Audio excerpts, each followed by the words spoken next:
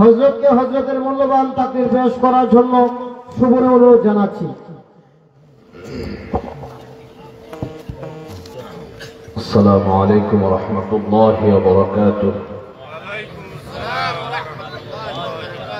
الحمد لله نحمده ونستعينه ونستغفره ونعوذ بالله من شرور أنفسنا ومن سيئات أعمالنا. من يهده الله فلا مضل له ومن يضلله فلا هادي له. ونشهد أن لا إله إلا الله وحده لا شريك له. ونشهد أن سيدنا وحبيبنا ومولانا محمدا عبده ورسوله الذي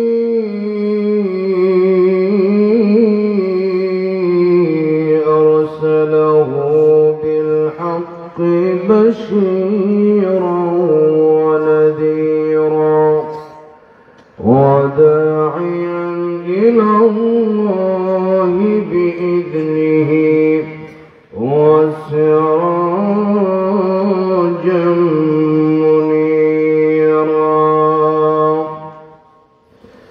أما بعد فقد قال الله تعالى في كلامه المجيد وفي فرقانه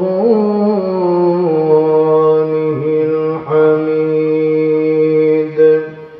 أعوذ بالله من الشيطان الرجيم.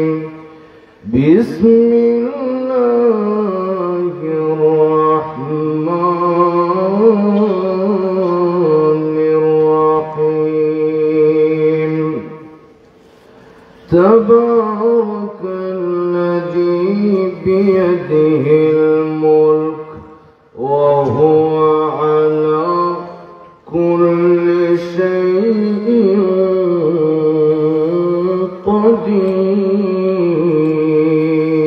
قدير. الذي خلق الموت والحياة ليبلوكم أيكم أحسن عملا وهو العزيز الغفور. صدق الله العظيم. وقال النبي صلى الله عليه وسلم اغتنم خمسا قبل خمس شبابك قبل هرمك وصحتك قبل سقمك وغناك قبل فقرك وفراغك قبل شغلك وحياتك قبل موتك أو كما قال النبي عليه الصلاة والسلام. وقال تعالى في شان حبيبه إن الله وملائكته يصلون على النبي يا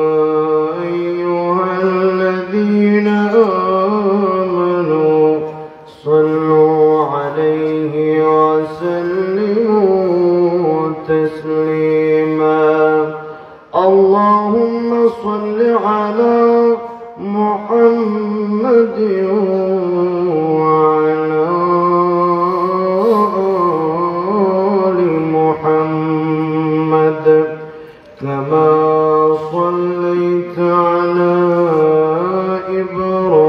إبراهيم وعلى آل إبراهيم إنك حميد مجيد اللهم بارك على محمد وعلى آل محمد كما باركت على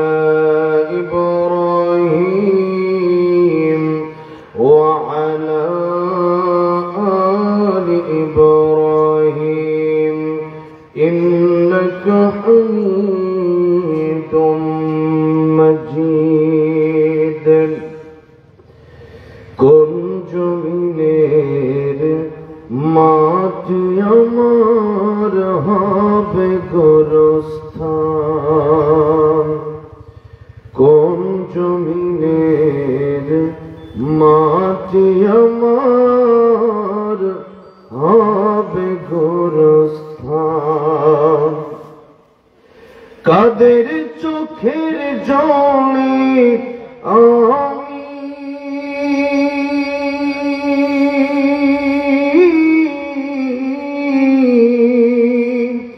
কাদের চোখের জলে আমি পাব পরিত্রাণ কোন জমিনের মাটি আমার হবে গোরস্থান কোন জমিনের মাটি আমার হবে গোরস্থান কারাই আমায় গোসর দেবে কে আনিবে কাফন কারাই আমায় কেঁদে কেঁদে করে দেবে দাফন কারাই আমার পাশে বসে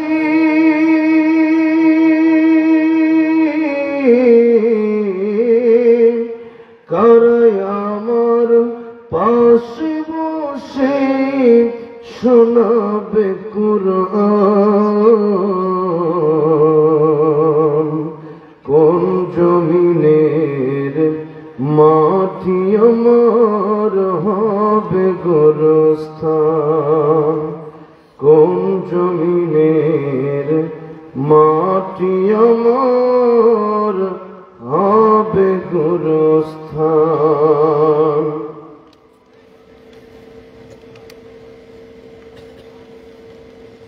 রানীদিয়া গ্রামের সকল কবরবাসী রুহের মাগফিরাত কামনায় বাংলাদেশ জামাত ইসলামী রানীদিয়া শাখার উদ্যোগে ইসলামী মহাসম্মেলন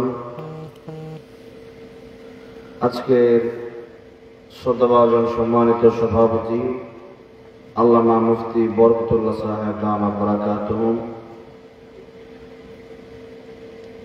মুহতারিম শাইখুল হাদিস জামিয়া ইশাতুল উলুম মহিউসসুন্নাহ মাদ্রাসা রানীদিয়া সহসভাপতি হযরত মাওলানা হুসাইন আহমদ যুক্তি সাহেব দামাত বারাকাতুহুম এবং আমার অত্যন্ত গুরুত্বপূর্ণ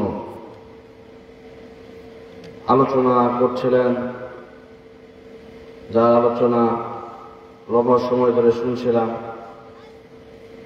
আল্লামা জুবায়ের আহমদ আনসারী রহমতুল্লাহ আলাইহি যেভাবে আলোচনা করতেন হুবহু ওই রকম আলোচনা শুনতে পাচ্ছিলাম আমার তো ছোট কিছুক্ষণ শুনি হযরত মাওলানা আমাদের গ্রামের কৃতি সন্তান যদিও উনি সিলেটে থাকেন হযরত মাওলানা ওলিউল্লাহ মাসুম সাহেব দামাত বারাকাতুহুম আল্লাহ হুজুর নেক হায়াত বাড়ায় দেন বলেন আমিন আল্লাহ হুজুরকে সুস্থতার সাথে কোরআনের খেদমত বেশি বেশি করার তৌফিক দান করুন বলেন আমিন কথা বলেছেন হযরত মাওলানা মুফতি আবু বকর সাহেব কমলপুর ভৈরব এবং কথা বলেছেন আমার সাথে দেখাও করেছেন অ্যাডভোকেট মনিরুজ্জামান সাহেব হযরত মাওলানা কুতুবউদ্দিন সাহেব সহ অন্যান্য আমন্ত্রিত ওলামায়ে কেরামগণ আজকের এই মাহফিল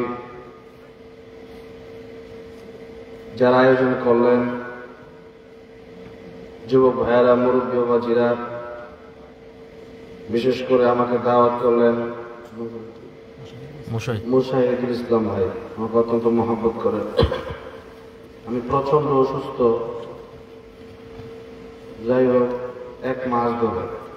তো আসলে বিবাড়ি আসছিলাম, একবার গেলাম মেডিকেলে বিবাড়িতে, তারপরে আবার গেলাম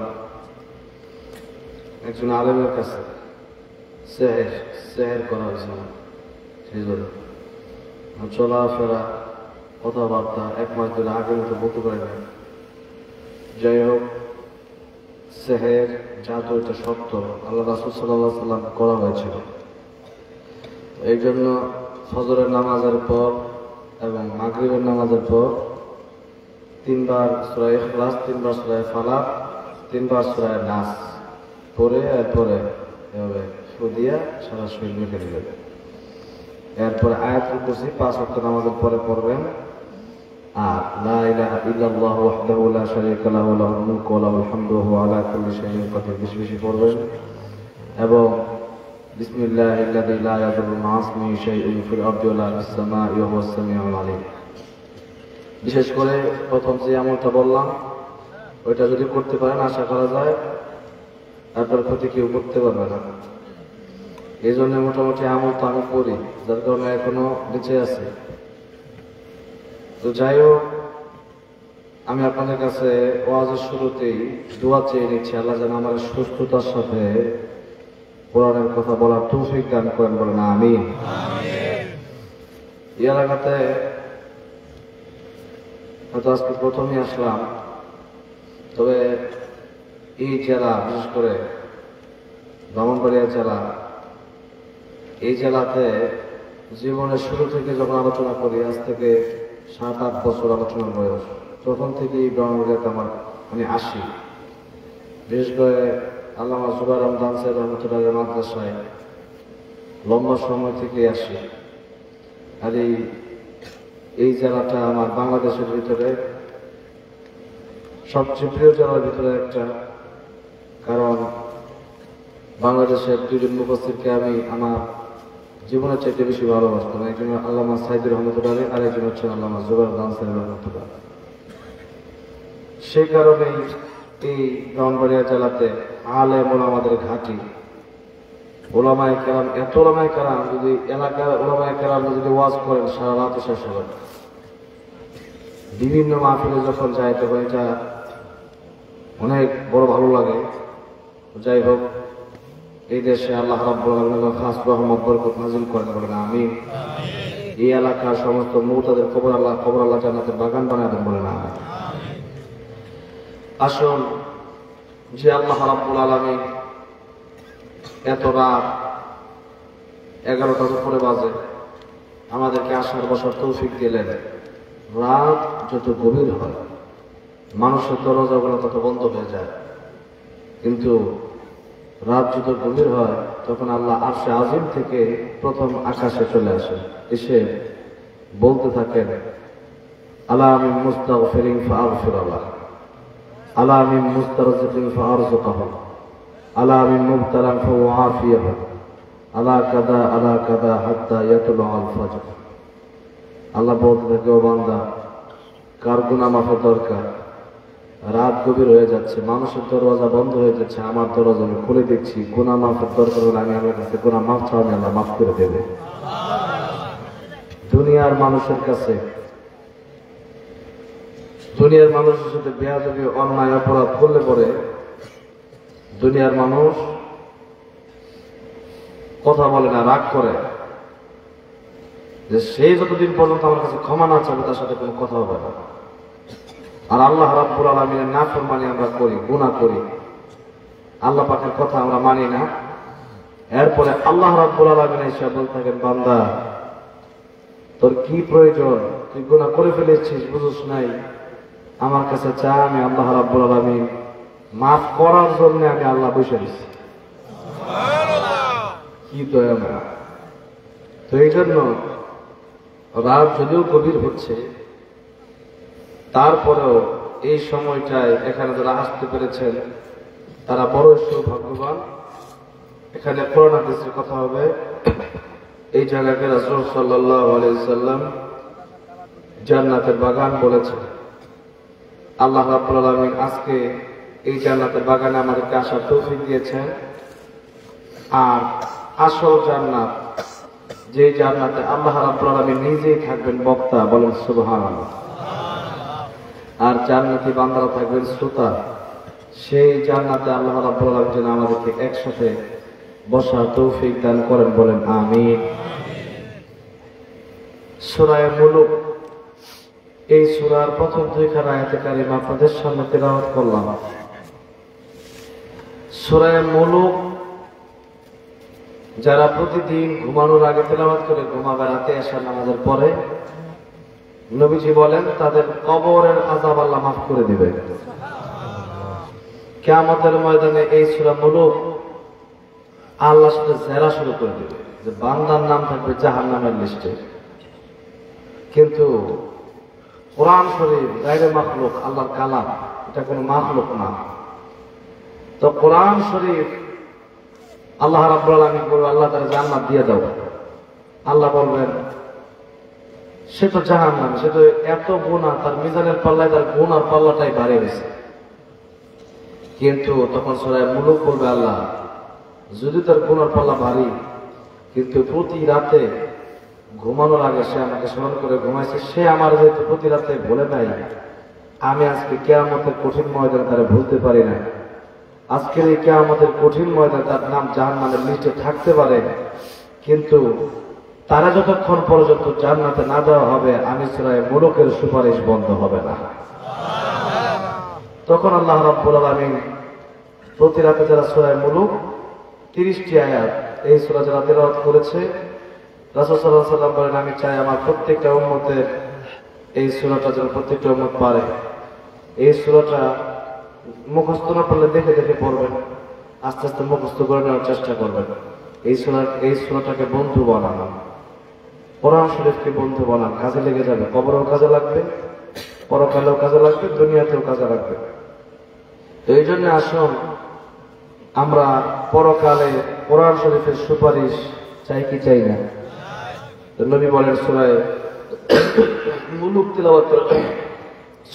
তিলাওয়াত করলে পরে তোমার নাম জাহান্নামের লিস্টে থাকলেও এই সূরা মুলুক তোমাকে সুপারিশ করে আল্লাহ তুমি জান্নাতে নিয়ে যাবে। আসুন আমরা সূরা মুলুকে প্রবেশ করি। দুইখানা আয়াতে কারিমা থেকে লম্বা চড়া আলোচনা আমি করতে পারবো না, আমি আগে বলে আসছি। যাই হোক 11টায় বসছি, কমপক্ষে 12টা পর্যন্ত সময় দেওয়া যাবে তো ইনশাআল্লাহ। জোরে বলি ইনশাআল্লাহ। আল্লাহ রাব্বুল আলামিন বলছেন তাবারাকাল্লাযী বিয়াদিহিল মুলকু ওয়া হুয়া আলা কুল্লি শাইইন কাদির।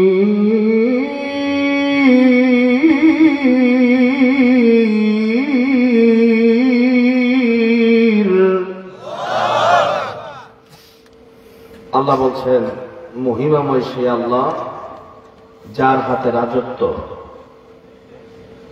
এই আকাশ, এই জমিন, পৃথিবীর মানব গোষ্ঠী, সমস্ত মাখলুকাতে একজনই মালিক। যারা আওয়াজ দিয়ে বলেন তিনি কে? আল্লাহ।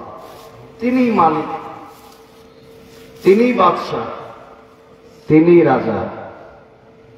আল্লাহ রাব্বুল আলামিন তিনি বলেন বিয়াদিহিল মুলক, এই পৃথিবীটা আমার আল্লাহর হাতে।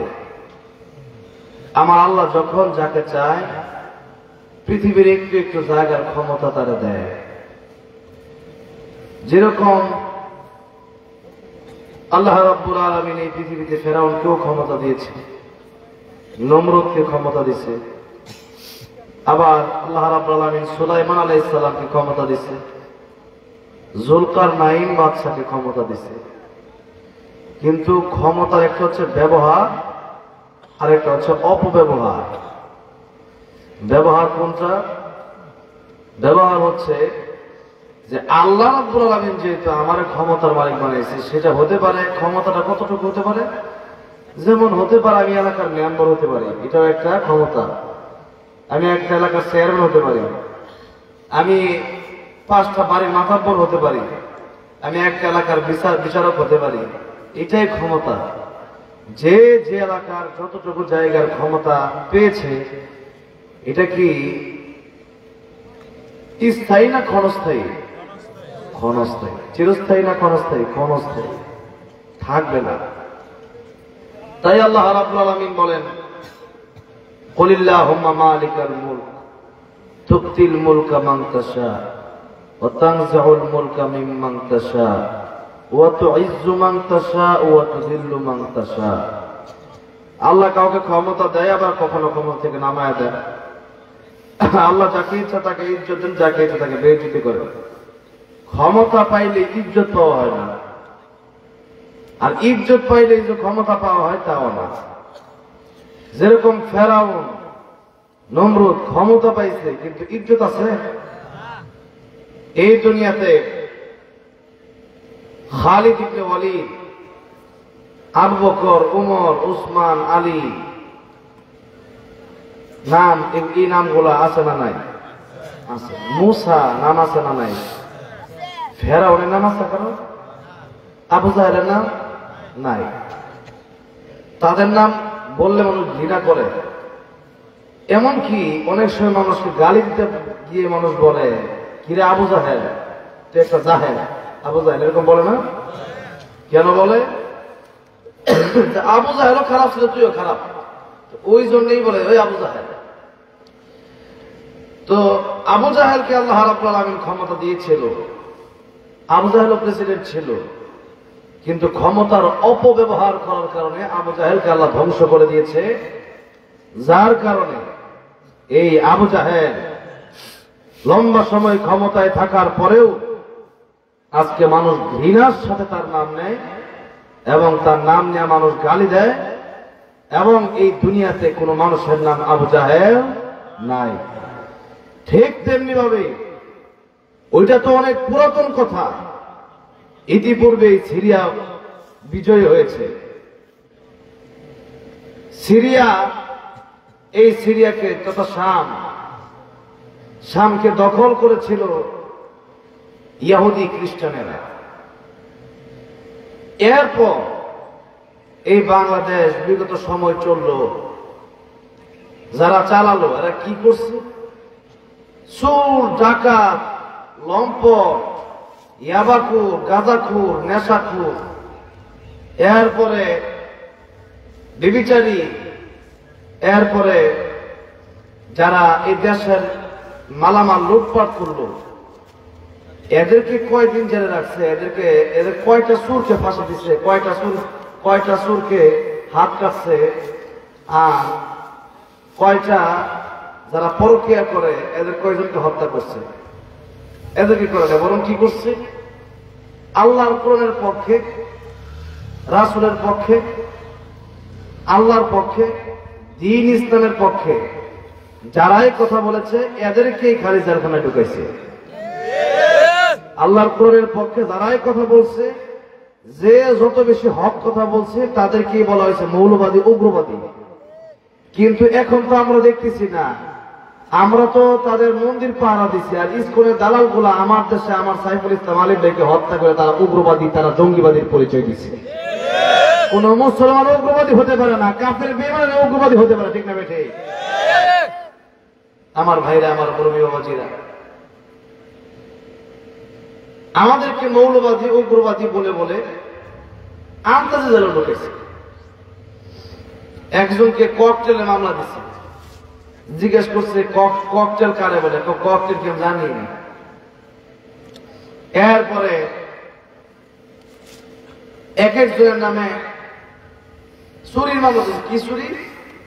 যে গরুর চাকু চুরি করছে, এরপরে 700 টাকা চুরি করছে, এরপর একটা মোবাইল চুরি করছে। এরকম বাজে বাজে মামলা এক একজন আলেমের নামে দিচ্ছে, নাম বলে আপনারা সবাই চেনেন। এরকম মামলা দিয়া 16টা বছর আল্লামা সাঈদীকে 13 বছরই কারাগারে রাখছে। এরপর ইঞ্জেকশনের সাথে বিষ দিয়ে আল্লামা সাঈদীকে শহীদ করে দেওয়া হয়েছে। তার মানে এই ক্ষমতা সে পেয়েছিল, কিন্তু সব ক্ষমতার সঠিক ব্যবহার করছে না অপব্যবহার করছে? অপব্যবহার। আল্লাহ রাব্বুল আলামিন ক্ষমতা দিয়েছেন এক একজনকে এক এক ক্ষমতা। আপনাকে আল্লাহ রাব্বুল আলামিন 10 কাঠা জায়গা দিয়েছে, এটাও একটা ক্ষমতা। আপনার 50 লাখ টাকা আছে, এটাও একটা ক্ষমতা। আপনার 50 লাখ টাকা দিয়ে আপনি একটা ক্ষমতা দেখাতে পারেন, 50 লাখ টাকা দিয়ে আপনি অনেক বড় বড় কাজ করতে পারেন, কিন্তু না, এই টাকাটার অপব্যবহার করা যাবে না। তাই আল্লাহ রাব্বুল আলামিন বলেন যে মূল ক্ষমতার মালিক আমি আল্লাহ। এখন মাঝে মধ্যে তোমাদেরকে এই দুনিয়ার কিছু জায়গার দায়িত্ব দেওয়া হয়। যেমন দেশের প্রধানমন্ত্রী যদি কেউ হয়, সে কি সব রাস্তা ঘাট করার সময় সব জায়গায় থাকে নাকি? বরং আলাদা আলাদা মন্ত্রী আছে, তাদেরকে দায়িত্ব দেওয়া হয়। আইন মন্ত্রী, যোগাযোগ মন্ত্রী, রেল মন্ত্রী, সড়ক মন্ত্রী। তো কি করে, যখন যেটা দরকার তখন তারা বলে দেয় এই কাজটা তুমি করো, এই দায়িত্ব দেয়। তো এরপরে কি হয়েছে, মনে করেন টাকলা মুরাদ একটা মন্ত্রী ছিল না? এখন সে যখন টেলিফোনে উল্টা পাল্টা কথা বলে, যখন আলেমের বিরুদ্ধে বলে, যখন বলছে সংসদ বিধানে বিসমিল্লাহ থাকবে না, যখন দেখতেছে যে এই মন্ত্রীটা তো মাথার সমস্যা, এক এক সময় এক একটা বলে, তখন তার নামায় দিচ্ছে, কয়েকটার মতো মন্ত্রী লাগবে না। এখন টাকলা আমরা জায়গায় যায় ঘুরে, কিন্তু কোনো লাভ নাই। এখন সে আর ক্ষমতা পায় না। প্রধানমন্ত্রী বলছে, মানে ওই সাবেক স্বৈরাচার, সে বলছে তুই ফোনে যে কথা কইছ, এই কথা বলার কারণে তোর মন্ত্রীগিরিতে রাখা যাবে না। দেশের মানুষ তো তোরেও বকবো, আমারও বকবো, তো নামায় দিই, আমি বকে থামো না। তো এখন কথা হচ্ছে যে এই দায়িত্বগুলা মনে করেন একটা দেশের প্রেসিডেন্ট সে গিয়ে গেবে না, বরং লোক বন্টন করে দেয়। ঠিক তেমনি ভাবে এই দুনিয়াটা চালানোর জন্য আল্লাহ বিভিন্ন সময় বিভিন্ন মানুষকে ক্ষমতা দেয়। কিন্তু আল্লাহ রাব্বুল আলামিন বলেন সাবধান, এই ক্ষমতা আমি আমানত দিলাম, এই ক্ষমতার অপব্যবহার যারা করবা, এই ক্ষমতার অপব্যবহার করেছে ফেরাউন নমরুদের সাথে তোমাদের হাসর নাসর হবে। ঠিক না? ঠিক। এবার আসেন আল্লাহ রাব্বুল আলামিন বলেন সুতরাং বিয়াদিহিল মুলক, এই পৃথিবীতে যা কিছু আছে, আকাশ জমিন তোমরা সহ সবার মালিক আমি আল্লাহ, আর তোমরা সবাই হইলা গোলাম। তাহলে স্পষ্ট হলো এই আয়াতের প্রথমেই যে আল্লাহ মালিক আমরা, আল্লাহ মালিক আমরা। এখন আপনাদেরকে জিজ্ঞেস করতে চাই, মালিক গোলামের কথাই চলবে না গোলাম মালিকের কথাই চলবে? গোলাম তার মালিকের কথায় চলবে। একটা কোম্পানিতে চাকরিতে করতে গেছেন, কোম্পানির মালিক বললো যে তুমি ডিউটি করবো এইভাবে, আপনি বলেন না আপনার মতো করবো না, আমার মতো করবো। কোম্পানির মালিক বলবে না, কোম্পানি থেকে বের হয়ে যাও। ঠিক না বেঠে?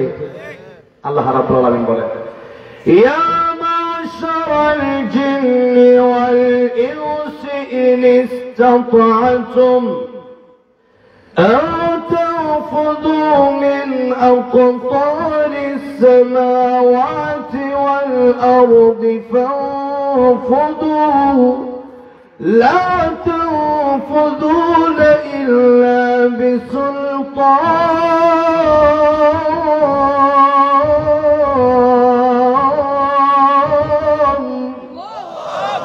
আল্লাহ বলেন হে ছেলেরা, হে মানুষেরা,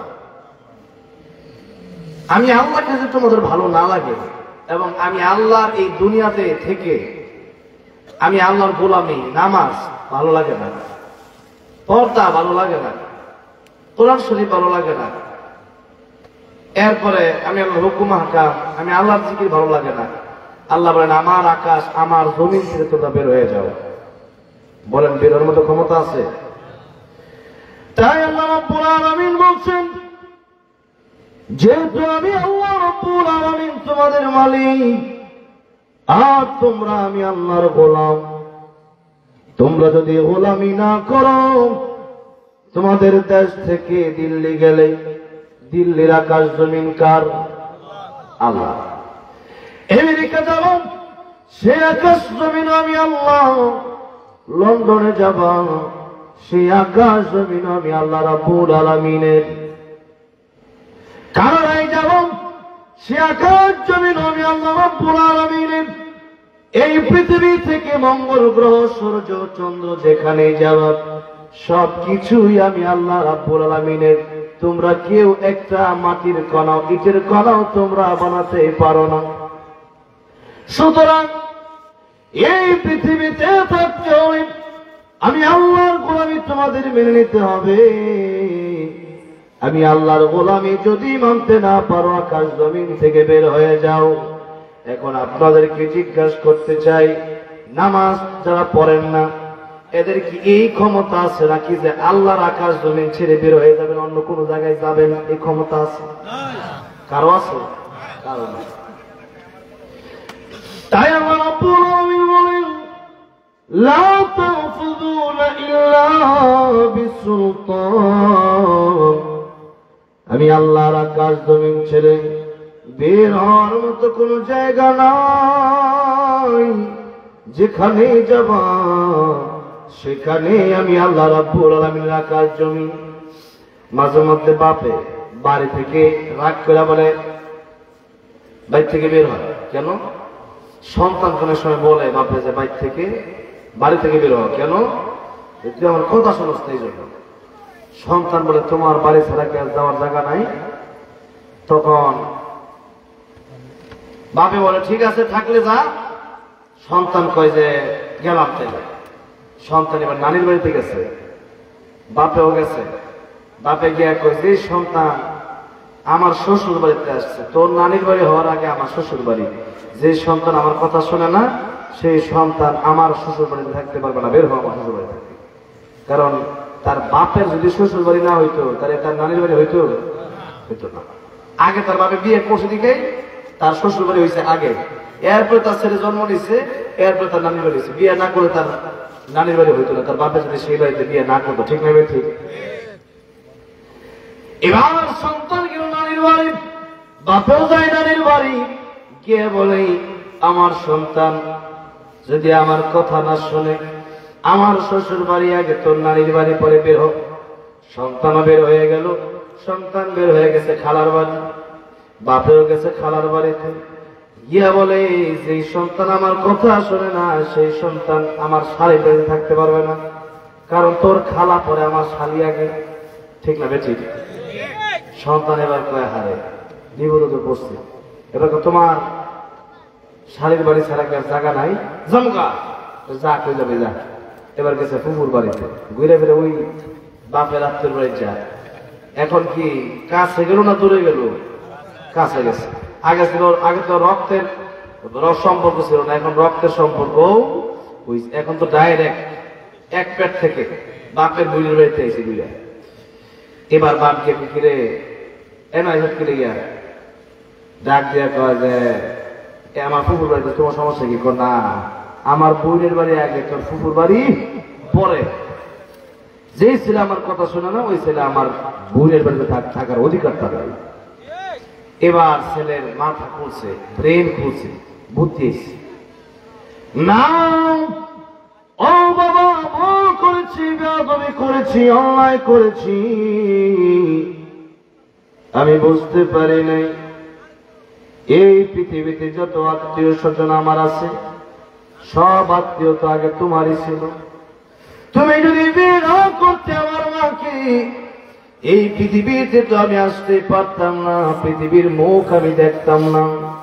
বাবা গো, তোমার কারণেই তো পৃথিবীতে আমি মুখ দেখলাম।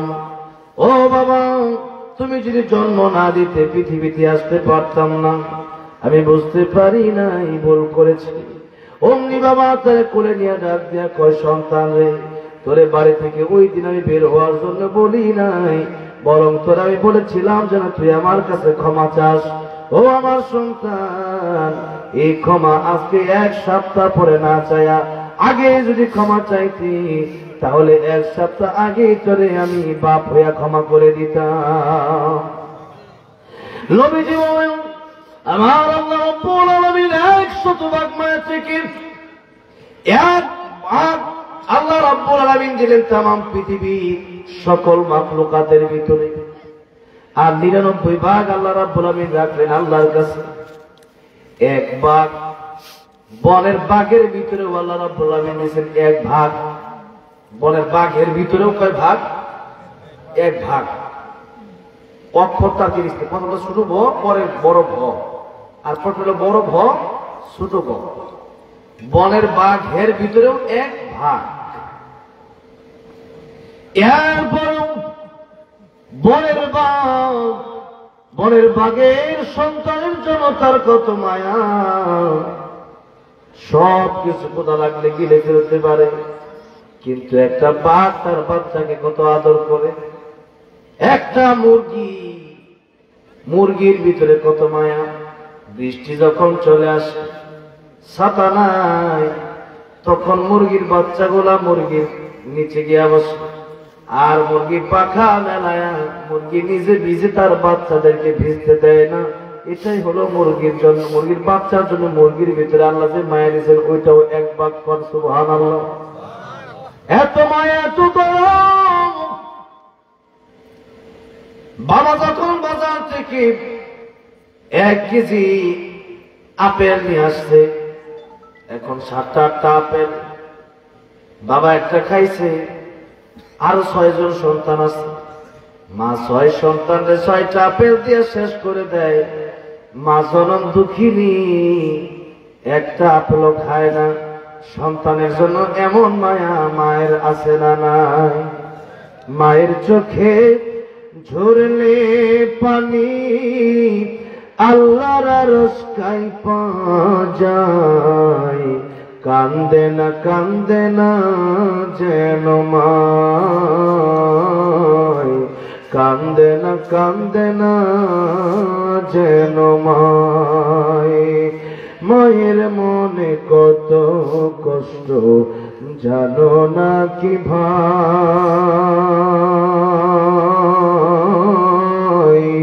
এই জগতে মায়ের মতো আপন কেহ নাই। সেই মায়ের কষ্ট কেহ দিও নাই দুনিয়ায়, কান্দে না যেন মায়, কান্দে না যেন মায়। মায়ের চোখে ঝরলে পানি আল্লাহর আরশ কাঁইপা যায়, কান্দে না যেন মায়, কান্দে না যেন মায়। আমার প্রিয় ভাই ওলিউল্লাহ মাসুম সাহেব আলোচনা করলেন মাকে নিয়ে। নফল নামাজের ভিতরে আছেন, মা ডাক দিছে, তখন মায়ের কথা শোনাটাই কর্তব্য, দরকার। সেই জনম দুঃখিনী মা আর বাপের দিকে তাকালেই কবুল হজের সওয়াব এমনি হয় না। এই জনম দুঃখিনী মা আপনার জন্য যে কষ্টটুকু একটা দিন করেছে, এই মানুষ যখন পৃথিবীতে আসে, একটা মা তখন নিয়ত করে আর জীবনে কোনোদিন আমি বাচ্চা গ্রহণ করব না।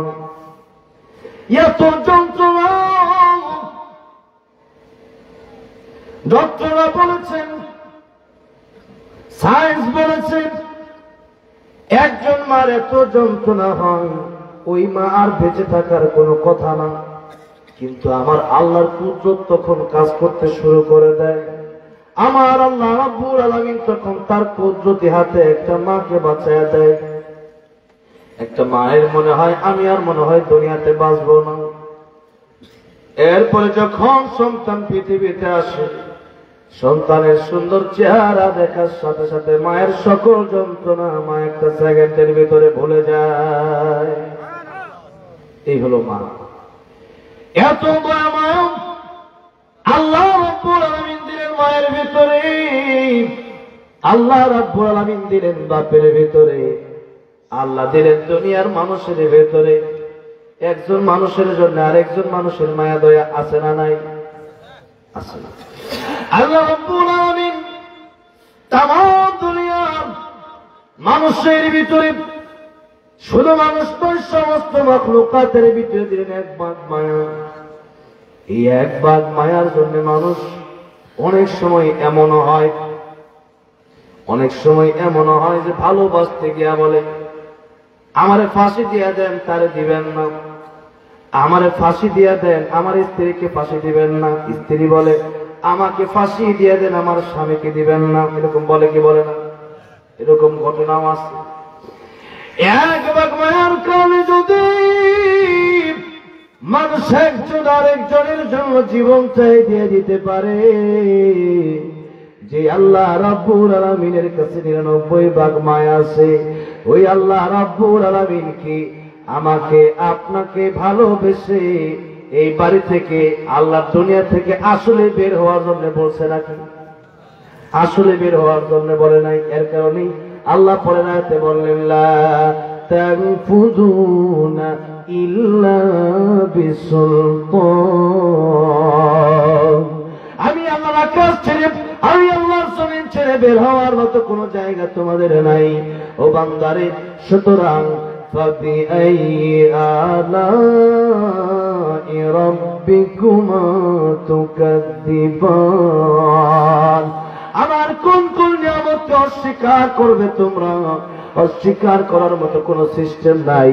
আমি আল্লাহ বলার ক্ষমতা দিলাম, আমি আল্লাহ চলার ক্ষমতা দিলাম, এরপরও যদি আমার অস্বীকার করো, এরপরও যদি নামাজ না পড়ো, এরপরও যদি কোরআন না পড়ো, এরপরও যদি আমি আল্লাহর গোলামি তোমাদের কাছে ভালো না লাগে, আল্লাহ রাব্বুল আলামিন বলেন তোমাদেরকে বানিয়েছিলাম সর্বশ্রেষ্ঠ। মানুষ বেশি দামি না ফেরেশতা বেশি দামি?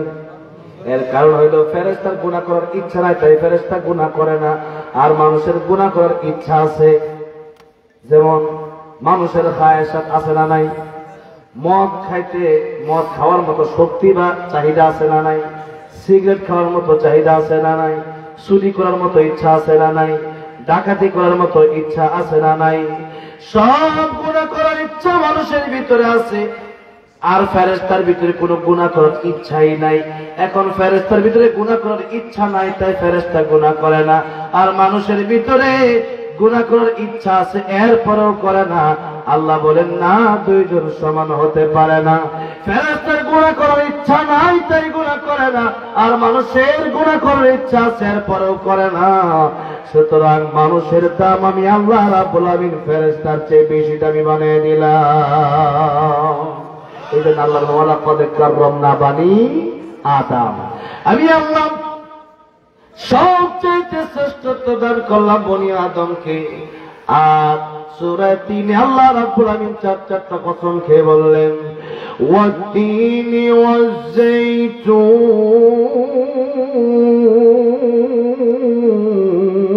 ওয়াজ-যাইতুন وطور سينين وهذا البلد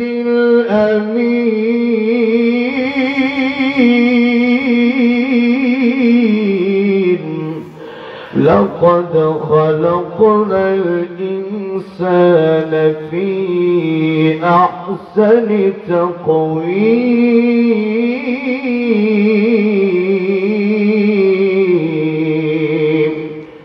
আল্লাহ রাব্বুল আলামিন বলেন চারটা কসমকে আল্লাহ বললেন আমি আল্লাহ যা সৃষ্টি করলাম সবচাইতে সুন্দর করে আমি আল্লাহ মানুষকে বানালাম।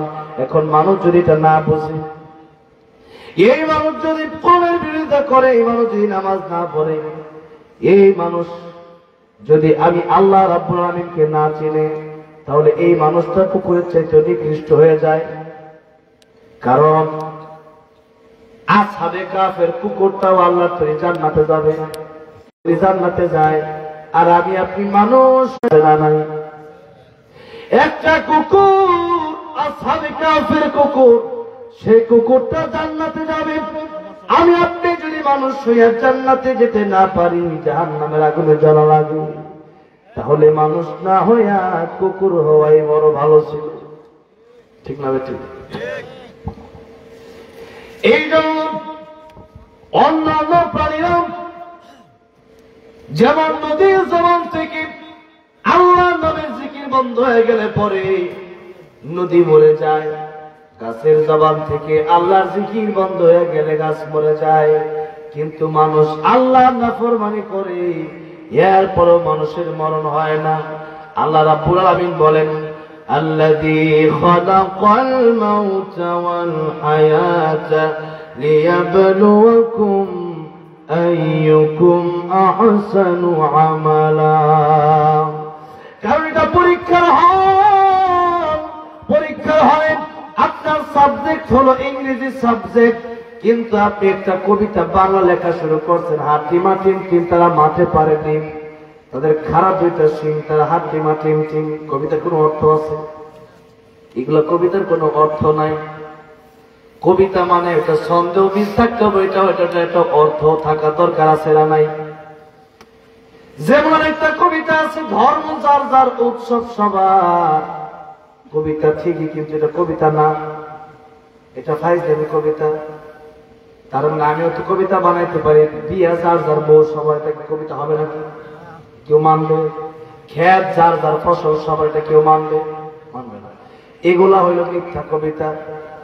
এগুলা যেখানে পড়ানো হয়, মিথ্যা যেখানে শুরু হয়, সেই শিক্ষা আদর্শ শিক্ষা হতে পারে না।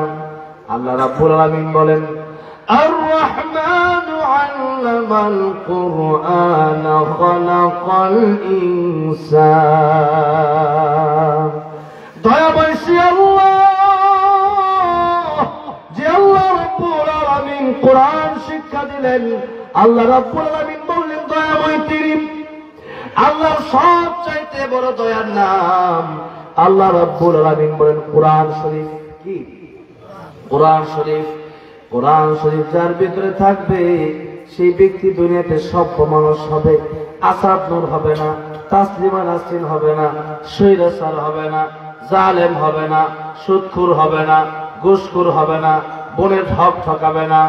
এই জন্য আল্লাহর কোরআন যারা শিখবে, তারা দুনিয়াতে সভ্য মানুষ হয়ে যাবে। কেমনে?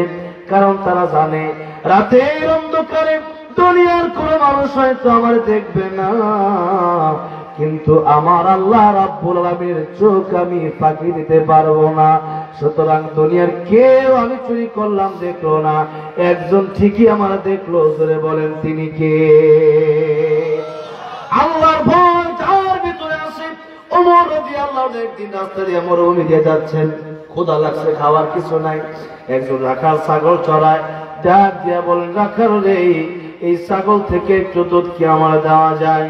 এবং রাখাল ডাক দিয়া বললেন, ওমর। তখন তোমরকে চেনা বললেন, যুবক, ও যুবক, এই ছাগল থেকে দুধ তোমার আমি কেমনে দেব? এটা তো আমি এই ছাগলের মালিক নয়, ছাগলের মালিক তো আরেকজন।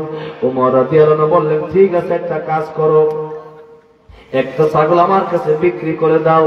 রাখাল বলল, যুবক রে, তোমার কাছে যদি আমি ছাগল বিক্রি করে দিই, আমার মালিকের কাছে আমি কি জবাব দেব?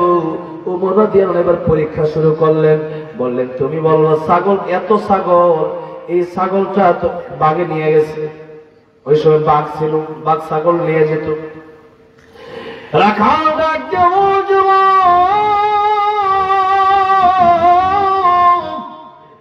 এই ছাগলটা আমি তোমার কাছে আজকে বিক্রি করে দিতে পারি, আর মালিককে গিয়ে মিথ্যা কথা বলতে পারি, দুনিয়ার মালিকের চোখ ফাঁকি দিতে পারি, কিন্তু দুনিয়ার মালিক হয়তো আমার দেখবে না, কিন্তু আরশে আজিম থেকে মহান আল্লাহ রাব্বুল আলামিনের চোখ আমি ফাঁকি দিতে পারবো না। কিয়ামতের কঠিন ময়দানে একটা ছাগলের জন্য হয়তো জান্নাতটা আটকে যাবে। আল্লাহ রাব্বুল আলামিনের ভয় আমার ভিতরে আছে, আমার এই দুনিয়ার মালিক না দেখতে পারে, আমার আল্লাহ রাব্বুল আলামিন আমার আসল মালিক তো ঠিকই আমার দেখতেছেন। সুতরাং তুমি কোটি টাকা দিলেও একটা ছাগলের এক ফোঁটা দুধ তোমার আমি দিব না। আল্লাহু আকবার। এটা হলো আল্লাহর ভয়। এই আল্লাহর ভয় যদি কারোর ভিতরে থাকে, ওই ব্যক্তি সুদ খাবে না, ঘুষ খাবে না, চুরি করবে না, ডাকাতি করবে না, পরের হক খাবে না, মদ খাবে না, জুয়া খেলবে না, সিগারেট খাবে না। কেন? যে আমি হয়তো পলায় পলায় কাজটা করতেছি, কিন্তু দুনিয়াতে সবকিছু পলায় করলেও, সবার চোখ ফাঁকি দিলেও আল্লাহর চোখ কোনোভাবে ফাঁকি দেওয়া সম্ভব না। আপনি উপরে কি ফাঁকি দিবেন? আপনি মনে মনে যা কল্পনা করতেছেন তা আমার আল্লাহ রাব্বুল আলামিন ভালো করে জানে কি জানে না? জোরে বলেন, জানে কি জানে না?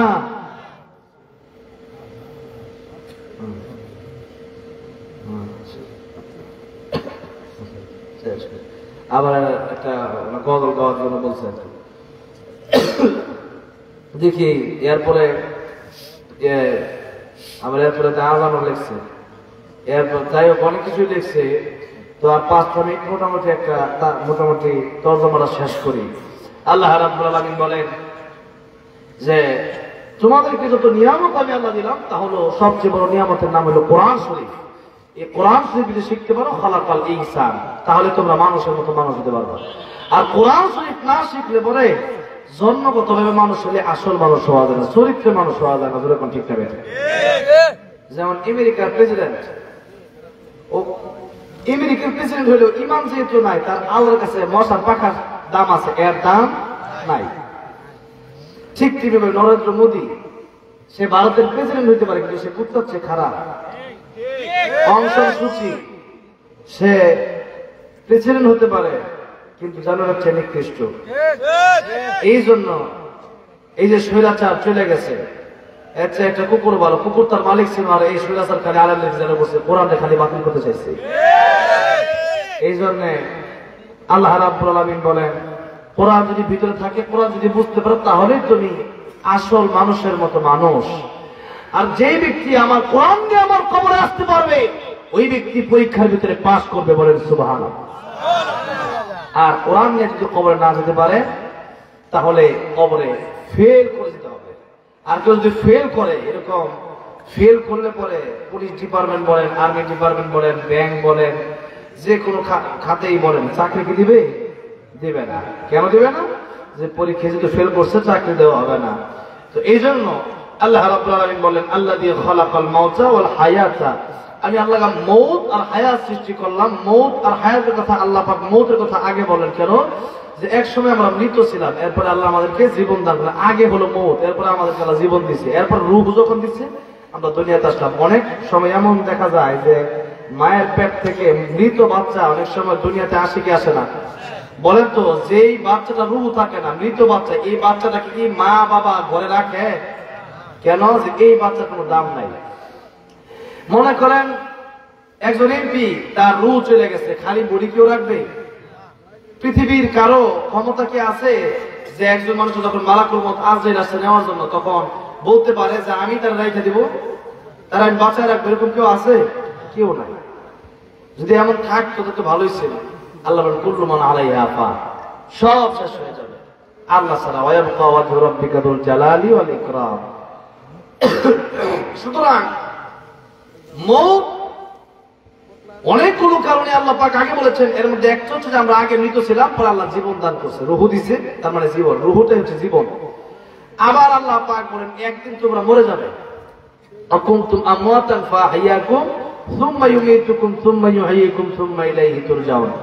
আবার তোমরা মরে যাবে, আর কবরে যাওয়ার পরে এরপরে আমি আল্লাহ রাব্বুল আলামিন তোমাদেরকে আবার সৃষ্টি করব। ওই যে জীবন শুরু হবে, এটা হলো আসল জীবন, আর এটা হলো মরা জীবন। এটা হলো মরা।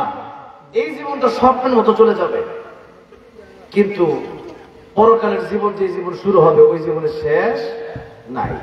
তাহলে যে জীবনের শুরু আছে শেষও আছে, ওই জীবনের চিন্তা জ্ঞানী লোকরা করবে না। যে জীবনের শুরু আছে শেষ নাই, ওই চিন্তা করবে যে জীবনের শুরু আছে শেষ নাই।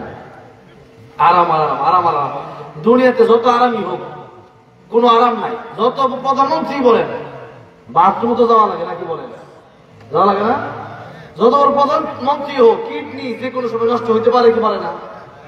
মনে করেন অনেক ধনী মানুষ, সে বিশাল একটা বাড়ি করছে, বিশাল বাথরুম করছে। আগে তো ওয়াশরুম ছিল, মনে করেন আগে একরকম ছিল, এখন চেয়ারের মতো বিয়ে ঢাকা শহর বা বিভিন্ন বড় লোক।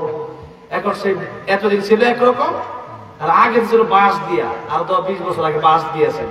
ঠিক না? ঠিক। মুরব্বীরা জানে, এখন তো জানি না হয়েছে। তো এরপরে এখন বানাইছে চেয়ারে বসে থাকবে, খালি আমি ঘুমাইবে। এরা বানাইছে, যেদিন বন্ধ করতে যাবে পাউডার খালি বাড়ি দিতে দিচ্ছে, এমনি মালাকুল মউতের কাজিস রেডিও একটু বাড়ি ঢুকতাম, ঢোকার কোনো সুযোগ নাই। আছে ইদা জাআ আজালুহুম লা ইস্তাখিরুনা সাআতাও ওয়া লা ইস্তাকদিমুন। মরণের সময় যখন হয়ে যাবে, 1 সেকেন্ড আগেও না পরেও না, একেবারে নির্ধারিত টাইমিং যখন লেখা আছে, এই মুহূর্তে এখানে লেখা থাকলে এখানেই মরণ হয়ে যাবে, মরণ থেকে কেউ পালাতে পারবে না। আর আল্লাহ বলেন, যেহেতু মরণের সময় হয়ে গেলে মরণ হয়েই যাবে, তোমরা তো দুনিয়া নিয়ে ব্যস্ত, বাড়ি করব, গাড়ি করব, জমি কিনবো, এরপরে বিয়ে কোনো পরে ভালো হবো। তো বিয়ের পরে যদি আপনি ভালো হতে চান, আপনাকে জিজ্ঞেস করতে চাই, এই গ্যারান্টি আছে আপনার আমার? আছে? গ্যারান্টি আমার আপনার নাই। সুতরাং গ্যারান্টি যেহেতু নাই, আগামী রমজানে ভালো হবো, রমজান পর্যন্ত বাঁচতে পারবো? একটা কথা বলে ওয়াজ শেষ করবো। আমার নবী কি বলতেছে দেখেন, আল্লাহ বিশ্ব নবী আমার কাছে মালাকুল মউত তার আসলে অনুমতি লাগবে। আর সত্যি যখন মালাকুল মউত নবীর কাছে আসছিল, অনুমতি লাগছিল কি লাগছিল না? লাগছিল। দরজার বাইরে থেকে আল্লাহ নবীকে সালাম দিচ্ছিলেন, আসসালামু আলাইকা ইয়া রাসূলুল্লাহ। আল্লাহ নবী, ফাতেমা দরজা খোলো, তাকে দেখো কে যেন দরজার বাইরে থেকে সালাম দেয়। ফাতেমা রাদিয়াল্লাহু আনহা দেখলেন দরজার বাইরে এমন একজন লোক খাড়া, যার মাথা আকাশে, যার পা দুইটা জমিনে। ডাক দিয়ে বলল, এমন লোক আমি মক্কার নগরীতে কোনোদিন দেখি নাই, মদিনাতেও কোনোদিন দেখি নাই, দুনিয়ার মানুষের সাথে তার কোনো মিল নাই। নবীজি বলেন, ফাতেমা এটা মালাকুল মউত আজরাইল। ও বাবা, এখন কেন মালাকুল মউত আসবে? অনেক লম্বা ঘটনা। এবার নবী বললেন, আসছে, তুমি ঘরে ঢোকার জন্য পারমিশন দাও। ফাতেমা বলে, পারমিশন দেব না। নবী বলেন, ফাতেমা দুনিয়ার মানুষের কাছে পারমিশন নেওয়া লাগে না মালাকুল মউত আজরাইলের, কিন্তু আল্লাহ রাব্বুল আলামিন অনেক ভালোবাসে, মালাকুল মউত আজরাইল আমার কাছে অনুমতি চাই, এই জন্যই দরজার বাইরে থেকে আমার কাছে পারমিশন চাই। ফাতেমা দরজা তুমি তাড়াতাড়ি খুলে দাও, বলো আমি নবী মালাকুল মউতকে ঘরের ভিতরে ঢোকার পারমিশন দিয়ে দিয়েছি। পারমিশন দিয়ে দিলে 1 নম্বর পারমিশন। 2 নম্বর পারমিশন, এবার এসে কিন্তু নবী জান কবজ করা শুরু করে নাই, বরং বলল, ইয়া রাসূলুল্লাহ, ইয়া হাবিবাল্লাহ, ও নবীজি আপনার কাছে এসেছি। আপনার আল্লাহ রাব্বুল আমিন বলেছেন, আপনি যদি থাকতে চান আপনাকে আল্লাহ রাব্বুল আমিন হায়াত বাড়িয়ে দিবেন, আর যদি যেতে চান আপনাকে নিয়ে যাওয়া হবে। আল্লাহর নবী বিশ্ব নবী রাহমাতুল লিল আলামিনের কাছে আবার অনুমতি চাইলেন, ইয়া রাসূলুল্লাহ, ইয়া হাবিবাল্লাহ, এখন আপনি কি বলেন? নবী বলেন, হাত্তা ইয়াতিয়ানি জিবরাইল, জিবরাইল আসার আগ পর্যন্ত তুমি অপেক্ষা করো। এবার জিবরাইল আসলেন। জিবরাইল বলেন, ইয়া রাসূলুল্লাহ, ইয়া হাবিবাল্লাহ, কেন আমার ডেকেছেন? নবী বলেন, ও জিবরাইল, আমি চলে যাব, কিন্তু আমার উম্মতের অবস্থা কি হবে? আল্লাহ আগে বলেছিলেন, আমি যতদিন পৃথিবীতে থাকবো আমার উম্মতকে আল্লাহ একত্রে আযাব দিয়ে গজব দিয়ে ধ্বংস করবে না। আর জিবরাইল, আমি চলে যাব, কিন্তু আল্লাহ রাব্বুল আলামিন আমার উম্মতকে যদি অন্য নবীর মতো, নবীর উম্মতের মতো ধ্বংস করে দেয়, আমি নবী তার রওজায় থেকে বরদাস্ত করতে পারবো না।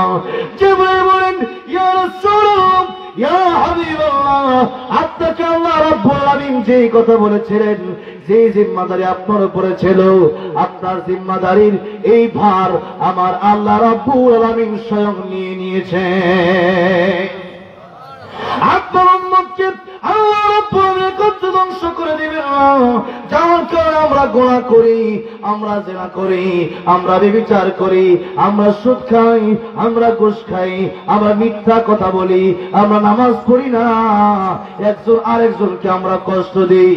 এত গুনাহ করার পরেও আমাদের আযাব আসে না। নবী দোয়া করেছেন এই জন্য, নবী দোয়া করছেন এই জন্য। যার কারণে আল্লাহ বিশ্ব রাহমাতুল লিল আলামিনের দোয়ার কারণে আল্লাহ রাব্বুল আলামিন আমাদেরকে এখনো বাঁচিয়ে রেখেছেন, তওবা করার সুযোগ দিয়েছেন। আমার ভাইরা, আমার মুরব্বি ওয়াজিরা, এই সময়টাতে অনেক লম্বা ঘটনা ঘটেছে, তা আজকে আর বলার সময় নাই। এবার এটা হলো দ্বিতীয় পারমিশন। এবার যখন জিবরাইল ইসলামের সাথে কথা শেষ হয়ে গেল, জিবরাইল বলেন, ইন্নাকা মাইয়িতুন ওয়া ইন্নাহুম মাইয়িতুন। ইয়া রাসূলুল্লাহ, ইয়া হাবিবাল্লাহ, সবারই মরতে হবে, সবাই মরণশীল আল্লাহ ছাড়া। ইয়া রাসূলুল্লাহ, ইয়া হাবিবাল্লাহ, আপনিও মরবেন, আপনার দুশমনরাও মরবে। ইয়া রাসূলুল্লাহ, ইয়া হাবিবাল্লাহ, যেহেতু এই দুনিয়া থেকে পরকাল আপনার জন্য উত্তম, পরকাল আপনার সাথে আল্লাহর সাথে মোলাকাত হয়ে যাবে, দিদার হয়ে যাবে, সাক্ষাৎ হয়ে যাবে। পরকাল আপনার জন্য হাজার হাজার নাজ অপেক্ষা করছে। ইয়া রাসূলুল্লাহ, ইয়া হাবিবাল্লাহ, দুনিয়ার চেয়ে পরকাল উত্তম। এবার মালাকুল মউত আজরাইল জিজ্ঞেস করছে, ইয়া রাসূলুল্লাহ, ইয়া হাবিবাল্লাহ, আমি জান কবজ কি শুরু করতে পারি কিনা? নবী বলেন, হ্যাঁ শুরু করো। এরপরে তিনবার মালাকুল মউত অনুমতি নিলেন আল্লাহর নবীর কাছ থেকে। ইয়া রাসূলুল্লাহ, ইয়া হাবিবাল্লাহ, আসতে পারি? ইয়া রাসূলুল্লাহ, আমি কি আপনাকে আপনার জান কবজ করতে পারি? এরপরে জিবরাইল আসলো, আবার জিজ্ঞেস করি, ইয়া রাসূলুল্লাহ, এখন কি জান কবজ শুরু করতে পারি? আল্লাহ বিশ্ব নবী রাহমাতুল লিল আলামিন জান কবজ করলেন। আর আল্লাহ নবী সাবিরা, মালাকুল মউত আসলে পরে আমার কাছে অনুমতি লাগে। এরপর আমি নামাজ পড়ে ডান দিকে সালাম ফেরাম, বাম দিকে সালাম ফেরাতে পারবো, এই গ্যারান্টি। ও সাহাবীরা, তোমরা তো সাহাবী, দুনিয়ার অন্যান্য মানুষ তো পরের কথা, আমি রাহমাতুল লিল আলামিন নবী। এই পৃথিবীর মানুষ, এই পৃথিবীর যত মাখলুক আছে, সবচেয়ে শ্রেষ্ঠ মাখলুক আমার নবী। আল্লাহর পরে যার ইজ্জত, আল্লাহর পরেই যার মর্যাদা, তিনি হলেন রাহমাতুল লিল আলামিন নবী, বিশ্ব নবী মুহাম্মদ রাসূলুল্লাহ সাল্লাল্লাহু আলাইহি ওয়াসাল্লাম। সেই রাহমাতুল লিল আলামিন সাহাবীরা, আমি নবী নামাজের পরে ডান দিকে সালাম ফিরায়া বাম দিকে সালাম ফিরাবো, এই গ্যারান্টি আমি নবীর নাই। সুতরাং 24 ঘন্টায় মৃত্যুর প্রস্তুতি নেওয়ার দরকার আমাদের আছে না নাই? আপনি যদি কোন না, আমি রমজান থেকে ভালো হব, আমি বিয়ে করার পর ভালো হবো, আগামী শুক্রবার থেকে ভালো হবো, নবী বলেন আমি ডান দিকে সালাম ফিরাইয়া বাম দিকে সালাম ফিরাবো, এই গ্যারান্টি আমার নাই। এখন আপনি যদি বলেন যে আমি গ্যারান্টি আছে, আমি বিয়ে করবো, এরপরে ভালো হবো, এই সুযোগ আছে? এই সুযোগ না। সুতরাং আল্লাহ পাক বলেন, মৃত্যু যে কোনো সময় আসবে, যে কোনো সময়। কে যুবক, কে শিশু, কে বৃদ্ধ, আশা সিরিয়াল আছে, তার কোন সিরিয়াল, যে কোনো সময় মরণ আসবে। এখন তো যুবকরা বেশি মরতেছে মুরব্বীদের চেয়ে। এই জন্য যে কোনো সময় মরণ আসতে পারে। সুতরাং অদূর ভবিষ্যতে কি হবে, এটা করবো, ওইটা করবো, ওই চিন্তা ভাবনা যারা করবে, এটা ইমানদারের চিন্তা ভাবনা হতে পারে না। মানে ইমানদারের চিন্তা ভাবনা হবে যে কোনো সময় মরণ হবে, আল মাউতু তাওফাতুল মুমিন, এটা আমার জন্য হাজিয়া হয়ে যাবে। মৃত্যুর সাথে সাথে আমার আল্লাহর সাথে আমার দেখা হয়ে যাবে, আমি মৃত্যুর সাথে সাথে যাবো জান্নাতে। এই চিন্তা করে মুমিন চিন্তা করে, মরণ যদি আসে, এই মরণকে মুমিন ভয় পায়। কিন্তু আমাদের যদি বলা হয়, ভাই কালকে একটা মরণ হবে, রেডি থেকে আমরা 10 জন আসবো, এরপরে মনে করেন যে আপনার জানাজা বলবো, এই লোকের মাথা খারাপ হবে, গুম হবে না, ঠিক না? ঠিক। কিন্তু মুমিনের চিন্তা হবে না, আমি তো এখন সলিড মানুষ, আমি ইমানদার। আর ওয়াল্লাযীনা আমানু আশাদ্দু হুব্বান লিল্লাহ, আমরা তো আল্লাহকে বেশি ভালোবাসি। যে যারে ভালোবাসে, এর সাথে দেখা হইলে কি সে কি ইচ্ছা আছে না? না, এরকম মনে করেন আমি একজন লোককে ভালোবাসি, আপনারা ভালোবাসেন, আমি অসুস্থ, আমি বলছি না আসতে হয় না, না আসতেই হবে, আপনারা খুব মহব্বত করি। তো এখন কথাটা হচ্ছে যে আমার সাথে দেখা করতে পেরে এখন মাহফিল কমিটি বা আপনারা খুশি না বেজার? খুশি। আমার সাথে দেখা করে খুশি, আল্লাহর সাথে দেখা করতে পারলে কেমন খুশি? এই দুনিয়ার সৃষ্টি থেকে কত ভালো লাগে। আল্লাহর সাথে দেখা হবে যখন মানুষের মৃত্যু হয়, মুমিন ঈমানদারের মৃত্যু হয়, তখন তাকে ফেরেশতারা এসে বলে, আল্লাহ তোমার সাথে দেখা করতে চায়। বলে সুবহানাল্লাহ, আল্লাহ তোমার সালাম জানায়, তখন সেই খুশিতে সেই মৃত্যু যন্ত্রণা ভুলে যায়। সুবহানাল্লাহ। এই জন্য আমরা 24 ঘন্টা মৃত্যুর প্রস্তুতি নিয়ে থাকবো ইনশাআল্লাহ। ঋণ থাকলে ঋণ দিয়ে দেবো, কারো হক থাকলে হক দিয়ে দেবো, আর অন্যান্য গুনাহ করে থাকলে তওবা করে দেবো। মানুষকে কষ্ট দিলে মানুষের কাছ থেকে মাফ চেয়ে নেবো। আল্লাহ তৌফিক দান করেন, আল্লাহ আমাদের মৃত্যু প্রস্তুতি নিয়ে কবর তৌফিক দান করেন, বলেন আমিন। এরপরেও রাত 12টার উপরে বেজে গেছে, এরপরেও বলছে যে একটা আজান এবং একটা গজল আমার মনে নাবে নাবি, আমি নবীজির পাগল, গজলটা শুনবে আর কি। হ্যাঁ, যেটা নতুন নবীর জন্য অবশ্যই গাওয়া যায়, তবে আপনার যদি একটু গান পেলে আমার সুবিধা আর কি। আমি একটু গলাটা মানে কাশতে কাশতে একবারে গলার আওয়াজ এখন আসতেছে না আর কি। তারপর আল্লাহ রহমত করছে, এবং মাইকটা এই বিবাড়ি বাংলার মাইক গুলো খুব ভালো মাশাআল্লাহ যার কারণে, এবং শ্রোতা আমি যদি বলি অন্যান্য এলাকা, যেমন আগামীকাল মাহফিল হচ্ছে যে মাদারীপুর, এখন সেই মাদারীপুর মাহফিল, কিন্তু মাদারীপুর থাকলে কি হবে, গত কালকের আগের দিন মাহফিল ছিল সেই যশোর, তার আগে ছিল কুষ্টিয়া। তাই সেই কুষ্টিয়া যশোর মাহফিল থাকলে কি হবে, সেখানে 50,000 লোক থাকলে কি হুজুর বলছে, কিন্তু এই ব্রাহ্মণবাড়িয়া 10 শ্রোতা দিয়ে আলোচনা করলে যে মজা পাই, ওইটার মধ্যে 50,000 লোক করলে মজা পাই না। এই শ্রোতা যারা, এরা হইলে একবারে মানে এরা এমন শ্রোতা যারা কমপ্লিট। একটা মাহফিলের শ্রোতা যারা আসলে একটা লোক উঠে নাই মাহফিল থেকে, আর 50,000 লোক আসছে, 10,000 উঠে যেতেছে, তখন আর মাহফিলে মন থাকে না। এবং এখন যারা আসছে, যারা বসছে, তাদের বসা, তাদের আশা দেখেই বোঝা যায় যে তারা আমলে ডুবে তারা কথা শুনতেছে, ঠিক না বেঠিক? শ্রোতাদের একটা গুণ আলহামদুলিল্লাহ। এবং যথেষ্ট ব্রাহ্মণবাড়িয়া একটা আলেমদের জেলা, এই ঘরে ঘরে আলেম, ঘরে ঘরে হাফেজ, যার কারণে এখানে মানুষ ওয়াজ বুঝে এবং এই আলোচনা তারা বুঝার চেষ্টা করে যে কি বলতেছে হুজুর, বা এই আলোচনাগুলো তারা আমল করার চেষ্টাও করে যে হুজুর যা বলছে আসলে মানা দরকার, এতটুকু তারা মনে করে। যার কারণে এখানে আলোচনা করে আলহামদুলিল্লাহ অনেক ভালো লাগে। এই মাহফিলগুলো হইলে আলোচনা করে মজা পাওয়া যায়, মাইকে ভালো, মানুষও ভালো, কমিটি ভালো, আমি একটু সুস্থ আর কি, যার কারণে এখন বলার আওয়াজটা মোটামুটি চলতেছে আর কি। তো যাই গল্পটা যদি গাই সবাই একটু গাওয়া যাবে আলহামদুলিল্লাহ। আমার যুবক ভাই আছেন যদিও অনেকে, তবে মুরব্বী বাবাজিরা বেশি আছেন, কষ্ট হলে গাওয়ার দরকার নেই। তুমি যদি মনে করেন আমি একটু থাকে তো গাওয়া যায়, তাহলে একটু গায়ে নাকি ঘুমটা ভেঙে। এখন আমরা এরপরে মোনাজাত করবো ইনশাআল্লাহ। আমি নবীজির পাগল, আমি মদিনার পাগল, আমি নবীজির পাগল, আমি মদিনারি দুলবালি মোর, মদিনারি দুলবালি মোর নয়নের কাজল।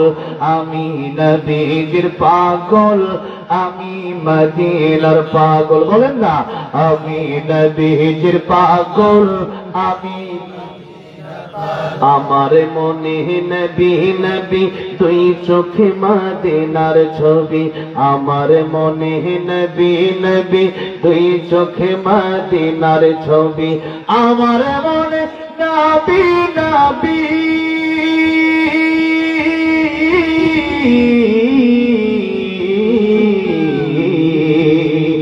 আমার মনে নবী নবী, দুই চোখে মদিনার ছবি, নবীর প্রেমে দিতে রাজি, নবীর প্রেমে রাজি, নবীর প্রেমে দিতে রাজি, জীবনের সকল। আমি নবীর পাগল, আমি মদিনার পাগল, আমি নবীর পাগল, আমি আমার রোগের সকল ওষুধ, দয়াল নবীর সালাম দরুদ, আমার রোগের সকল ওষুধ, দয়াল নবীর সালাম দরুদ, আমার রোগের সকল ওষুধ,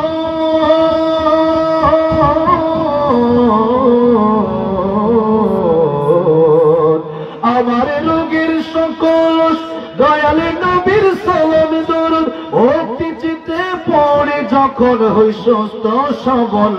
আমি নবীজির পাগল, আমি মদিনার পাগল, আমি নবীজির পাগল, আমি আল্লাহ রাব্বুল আলামিন জীবনে একবার হলো প্রত্যেককে মক্কা মদিনা যাওয়ার তৌফিক দিয়ে জোরে কোন আমিন। নইবেন মান যারা কবরি ওয়াজবাত লাহু শাফাআতি, যারা আমার কবর জিয়ারত করবে, আমার রোজা জিয়ারত করবে, আমি নবী তাদের জন্য কিয়ামতের ময়দানে সুপারিশ করব, জান্নাতে নিয়ে যাব। এজন্য আল্লাহ রাব্বুল আলামিন সবাইকে সেই পবিত্র মক্কাতুল মুকাররমা মদিনাতুল মুনাওয়ারা যাওয়ার তৌফিক দান করবেন, আমিন। এরপরে অনেকে দোয়া চেয়েছেন, তাদের জন্য দোয়া হবে। বিশেষ করে অনেকে কবরবাসী হয়ে গেছেন, তাদের জন্য আমরা মাদত করবো। এত রাতে আজান দেওয়ার জন্য বলছেন যদিও, কিন্তু আমি আজানও দিতে পারতেছি না, খুব হাই স্কেল, হ্যাঁ অনেক হাই স্কেল, এরপরে তোমার কষ্ট হয়ে যাচ্ছে আর কি। যতটুকু সময় পাচ্ছি আমি দোয়া চাই। দুইটা লাইন, আচ্ছা ভাই বলছে 2টা লাইন, ঠিক আছে, 2টা লাইন বেশি বলা যায় না। আল্লাহু আকবার,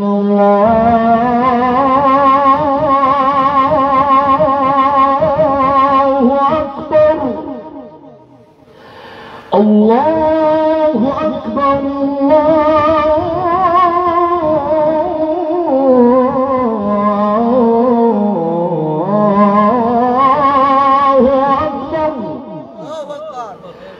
أشهد أن لا إله إلا الله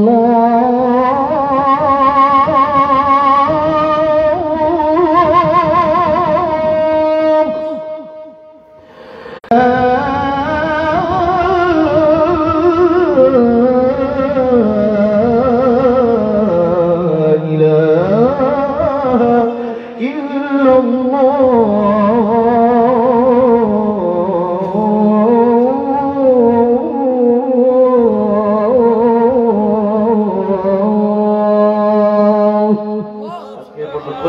ভাই বস দুইটা দিলেই হবে। আমি দোয়া চাই আপনাদের কাছে, অনেক লম্বা, একমাত্র অসুস্থ, মানে সুস্থই আবার অসুস্থ হয়ে যায়। তো যাই হোক,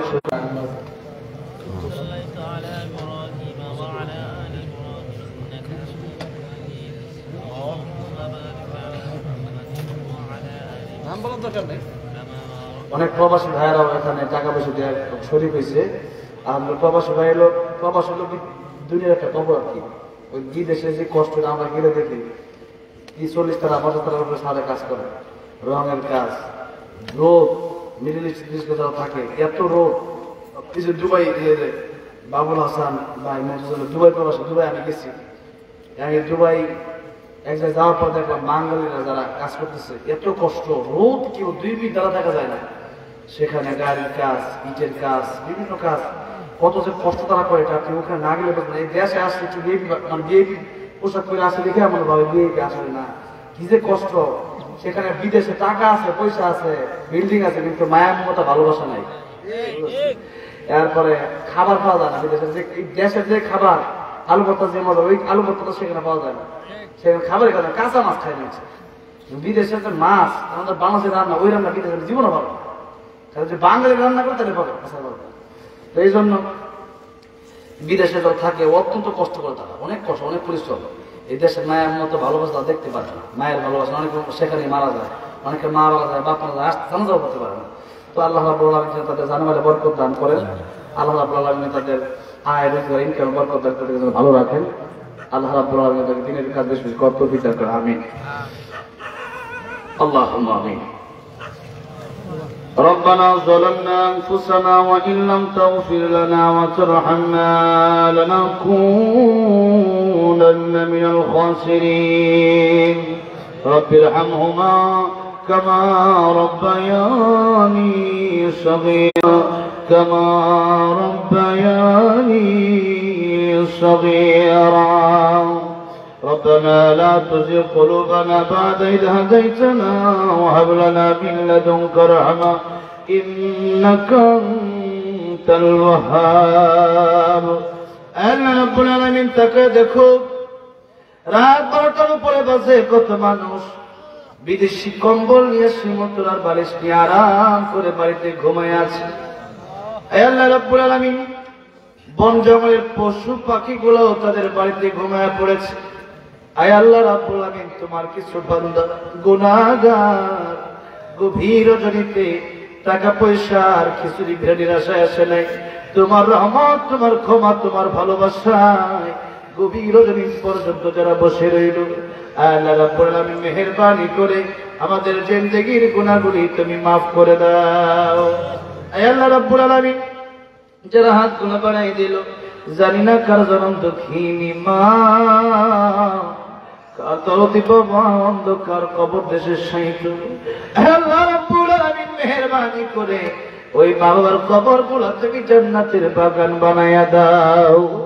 আল্লাহ নেতেন দাদা দাদি নানা নানি শ্বশুর শাশুড়ি আত্মীয় স্বজন বন্ধু বান্ধব পাড়া প্রতিবেশী অন্ধকার কবর দেশে সাইত, আয় আল্লাহ রাব্বুল আলামিন মেহেরবানি করে আজকে মাহফিলকে কবুল আর মঞ্জুর করে প্রত্যেকের কবরগুলো তুমি জান্নাতের বাগান বানায়া দাও। আয় আল্লাহ রাব্বুল আলামিন, যারা হাতগুলো বাড়ায় দিল, জানি না কার মনে কি নেক বাসনা আছে, দয়া করে মেহেরবানি করে প্রত্যেকের মনের নেক বাসনা তুমি পুরা করে দাও। আয় আল্লাহ রাব্বুল আলামিন, জানি না কার মনে কি দুঃখ বেদনা আছে, আয় আল্লাহ রাব্বুল আলামিন দয়া করে মেহেরবানি করে প্রত্যেকের দুঃখ বেদনা দূর করে দাও। আয় আল্লাহ রাব্বুল আলামিন, এই মাহফিলকে তুমি কবুল আর মঞ্জুর করে নাও। আয় আল্লাহ রাব্বুল আলামিন, এই মাহফিলের আয়োজন করলো, আয় আল্লাহ রাব্বুল আলামিন, যারা আসলো বসলো টাকা পয়সা শ্রমটা দিল, আয় আল্লাহ রাব্বুল আলামিন, কাল কিয়ামতের ময়দানে মাহফিল আমাদের জন্য নাজাতের উসিলা বানিয়ে দিও। আয় আল্লাহ রাব্বুল আলামিন, আমি ব্যক্তিগতভাবে প্রচন্ড অসুস্থ, আল্লাহ অনেকে অসুস্থ আছে, অনেকে দোয়া চাইতে পারে নাই, মেহেরবানি করে প্রত্যেককে তুমি শিফায়ে কামেলা আজলা দান করে দাও। আয় আল্লাহ রাব্বুল আলামিন, এলাকায় তোমার খাস রহমত বরকত নাযিল করে দাও। আল্লাহ রাব্বুল আলামিন, যারা হাতগুলো বাড়িয়ে দিলাম, আল্লাহ প্রত্যেকের হাত তুমি কবর মঞ্জুর করে নাও। আল্লাহ রাব্বুল আলামিন যা চাইলাম তাও দান করো, যা চাই না আমাদের দরকার তুমি তাও দান করো। আল্লাহ রাব্বুল আলামিন ঈমানের উপর অটল অবিচল থেকে আমাদের মৃত্যু দিও। আল্লাহ রাব্বুল আলামিন জানি না আল্লাহ কার পেছনে মালাকুল মউত দাঁড়ায় রয়েছে। আল্লাহ রাব্বুল আলামিন জানি না কার জন্য কাফনের কাপড় ইতিমধ্যে বাজারে চলে আসছে। আল্লাহ জানি না কারে কবরটা পিছে আমি কবর, যে কবরের সাথী নাই বাতি নাই, যে কবরে সাপ বিচ্ছুর ঘর। আল্লাহ রাব্বুল আলামিন জানি না ওই কবরে কার ডাক ইতিমধ্যে চলে আসছে। আল্লাহ রাব্বুল আলামিন কবরের প্রস্তুতি আমরা নিতে পারি নাই। আল্লাহ রাব্বুল আলামিন কবর আযাব আমরা সইতে পারবো না। আল্লাহ জাহান্নামের আগুন আমরা সইতে পারবো না, আমরা বড়ই দুর্বল। আল্লাহ রাব্বুল আলামিন মেহেরবানি করে আমাদের জিন্দেগীর গুনাহ মাফ করে দাও। আল্লাহ রাব্বুল আলামিন আল্লাহ আমাদের ঈমান দুর্বল, তুমি আমাদের ঈমান শক্ত বানায় দাও। আল্লাহ খাঁটি মুসলমান না বানায় মরণের জন্য ডাক দিও না। আল্লাহ খাঁটি মুসলমান না বানায় আজরাইল মালাকুল মউত পাঠায়ো না। আল্লাহ রাব্বুল আলামিন মালাকুল মউত যখন চলে আসবে এই পৃথিবীর আলো বাতাস ছেড়ে, আল্লাহ যখন চলে যাব অন্ধকার কবরে, আল্লাহ রাব্বুল আলামিন এই জবানের শেষ সর্বশেষ কথা তুমি জানি করে দিও, তোমার মুহাব্বতের জিকির, তোমার মুহাব্বতের কালিমা, লা ইলাহা ইল্লাল্লাহ মুহাম্মাদুর রাসূলুল্লাহ সাল্লাল্লাহু আলাইহি ওয়াসাল্লাম।